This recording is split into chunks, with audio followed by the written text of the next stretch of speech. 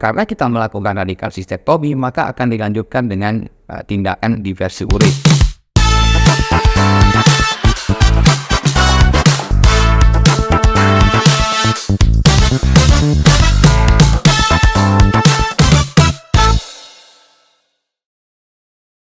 Ada beberapa teknik yang bisa kita lakukan, ya, secara umum terbagi menjadi dua, ya, itu adalah teknik yang dengan cara kontinen atau teknik inkontinen.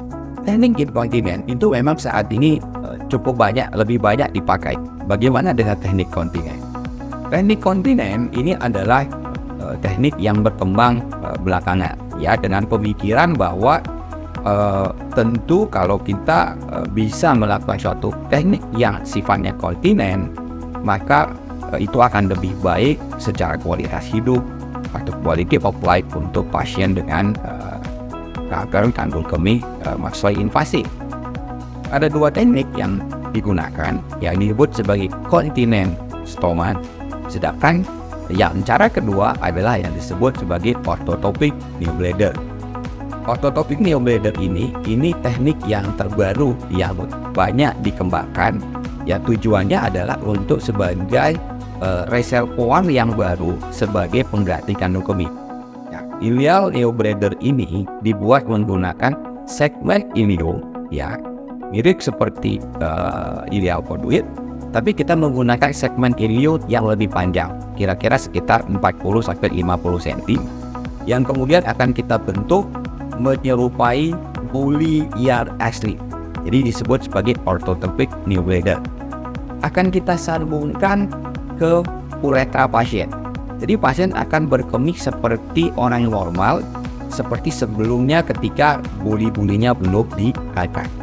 Nah, syarat mutlak dari teknik ini itu adalah uretra pasien tidak boleh terkena oleh tumor. Tidak menggunakan karton, tidak terganggu secara penampilan fisik, ya, pasien bisa beraktivitas secara normal, berkemih seperti orang normal menggunakan uretra. Hanya bedanya karena ini tidak terbuat dari usus, tidak memiliki otot untuk seperti kandung kemih asli, maka pasien akan mengedah untuk berkemih. Keuntungan lain adalah selain menyerupai buli yang asli, maka bisa kita create sedemikian rupa kapasitas bulinya, kapasitas neobladder ini pun pasti seperti buli-buli yang asli.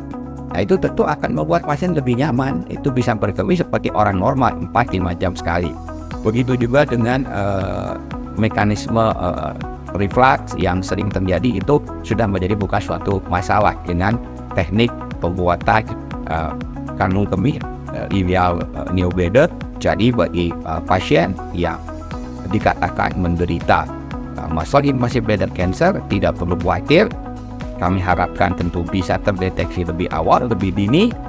Nah, makin dini kita bisa memberikan angka kesembuhan yang lebih baik dan juga bisa melakukan prosedur-prosedur yang terbaik dengan hasil terbaik dan kualitas hidup yang jauh lebih baik bagi pasien dengan masalah invasive bladder cancer.